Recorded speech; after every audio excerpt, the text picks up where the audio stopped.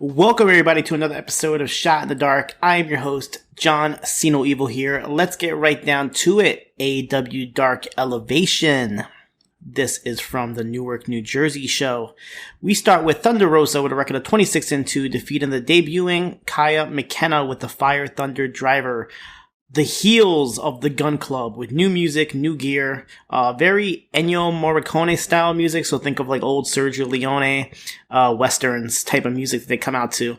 And they defeat the team of Leon St. Giovanni, Ray Jazz, and Anthony Bennett.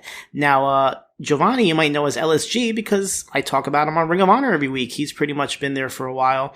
Ray Jazz has appeared in AEW a couple times in the past. And Anthony Bennett, a name I haven't seen in a while. He actually was in the Cruiserweight Classic back in 2016, having one match, losing to Tony Nese. So good to see him back here. And interesting here, when the Gun Club came out, Paul White took his headset off and he said he's going to sit this one out and kind of puts his hoodie over his head and has a very mean scowl throughout the match as he doesn't want to do commentary. He leaves that to Tony Schiavone and Eddie Kingston. Austin Gunn gets the pin on LSG after the Colt 45. Allen 5 Angels and 10 of the Dark Order, accompanied by Alex Reynolds and John Silver, defeat Evil Uno and Colt Cabana of the Dark Order. So these Dark Order matches are still going on. During the match, Uno takes off Angel's mask, but Angels goes ahead and rolls up Uno for the pin. And they all tried to help Evil Uno up after the match, but he refused it and just walked off by himself. Orange Cassidy defeated Mike Verna very quickly with the Orange Punch. And you guys might have seen that Mike Verna actually had surgery in his esophagus 2 days prior to having this match just because he wanted to wrestle in Newark, New Jersey. Pretty remarkable. Private Party defeated the team of Teddy Goods and Jorge Sante in a bit over a minute with the gin and juice. Hikaru Shida defeated Masha Slamovich with the katana. Slamovich had a little bit of offense in this match, and commentary even noted how Shida was in trouble sometimes. The long-awaited matchup, Sonny Kiss versus Joey Janela. Janela comes out with Kayla Rossi, who commentary does acknowledge by name, and Kiss was announced as from New Jersey, but Janela was not. Kiss had new music, everything, and definitely impressed in this match. Janela gets busted open pretty early in it. Kayla Rossi gets involved and takes out Kiss. Really good hard-hitting. 5 minutes here, but it felt like it was longer than that. The finish came when Janela went for the flying elbow, but Kiss turned it around and rolled up Janela for the pin.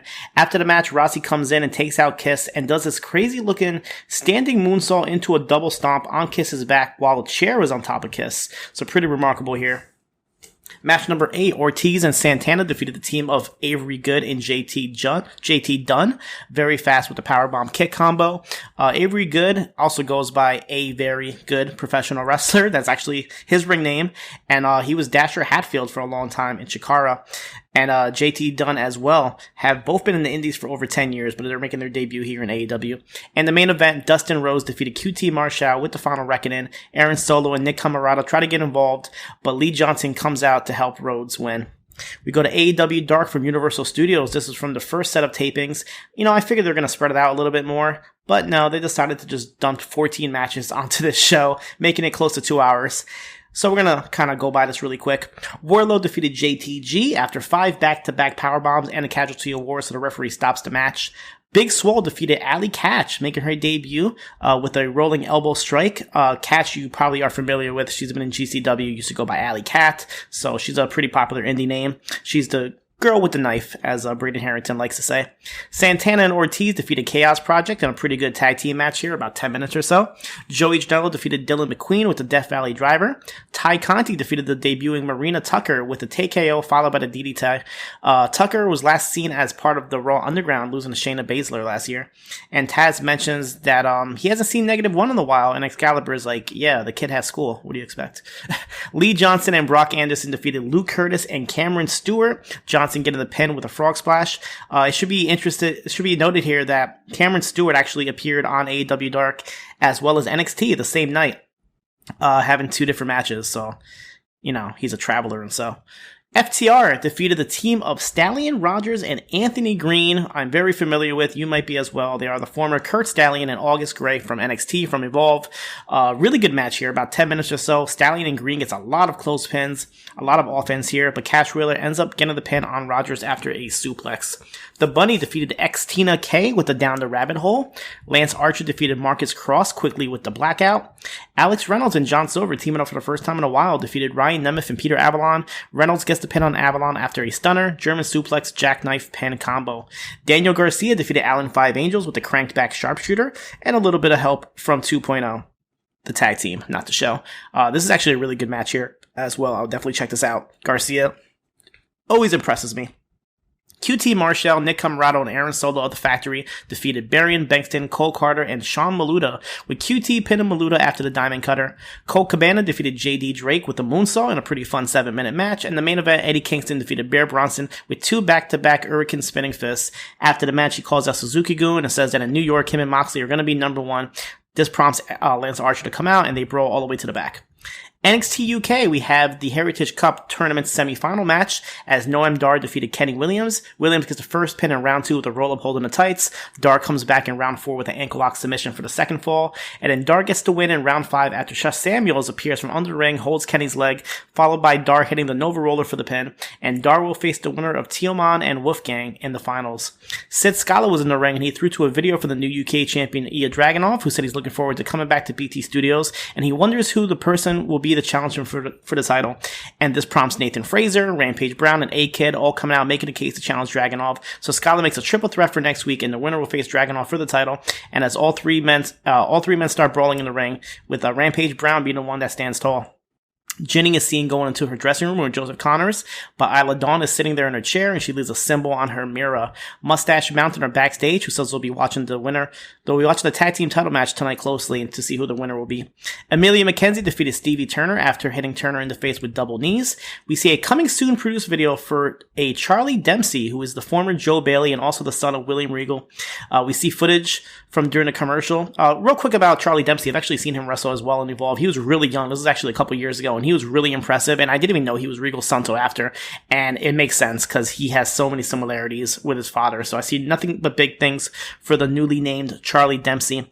We see footage from during a commercial where the suspended Blair Davenport actually comes in and attacks Stevie Turner and tells Sid Scala in the camera that bad things are going to continue to happen until he reinstates her.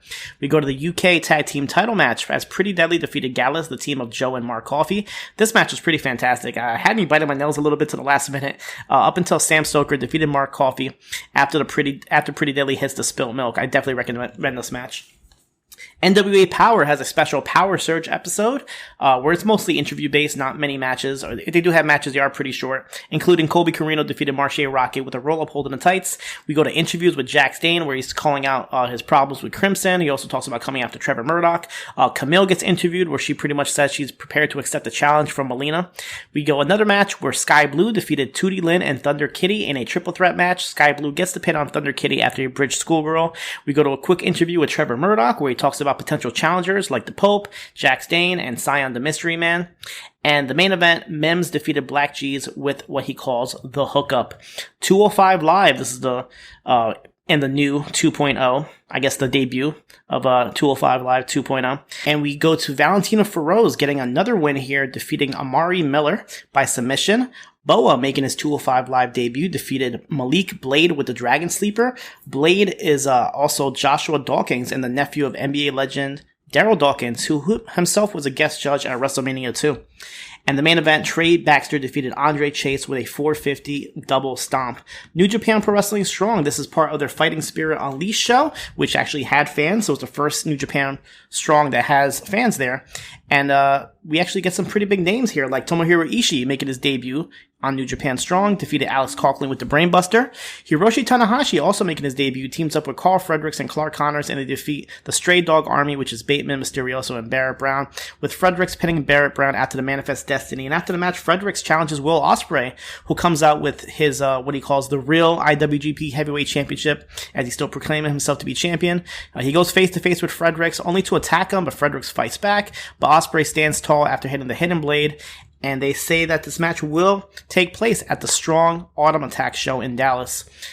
And the main event of Strong was a tables match as Hikuleo defeated Juice Robinson with the Target Driller right through the table. Ring of Honor has a Pure Rules edition show, so all the matches here have Pure Rules, including a gauntlet match where Brian Johnson gets the win over Eric Martin, world famous CB, Delirious, LSG, Joe Keys, by pinning LSG in the final of the gauntlet. And Mike Bennett and Rhett Titus went to a 15-minute draw, so Mike Bennett wins by split decision due to the judges here voting on this. And on WWE main event, we have Jackson Riker defeated Drew Gulak, and Angel Garza and Humberto Carrillo, the newly formed tag team of cousins, defeated Lucha House Party, Gran Metalik, and Lince Dorado, with Garza pinning Dorado after the wing clipper. The WWE Network editions of the week is Progress Wrestling Chapter 122, ICW Fight Club, and they also added 8 more episodes of the classic WWF Superstars. That is it for me this week, as I am heading over to Arthur Ashe Stadium to watch 5, maybe more, plus hours of wrestling, Elevation, Dynamite, and Rampage. I'll be there with the BDE boys. So look forward to maybe hearing me on some of their shows, as they'll be in person this week. That is it for me this week. You guys can catch me here next week for another episode of Shot in the Dark.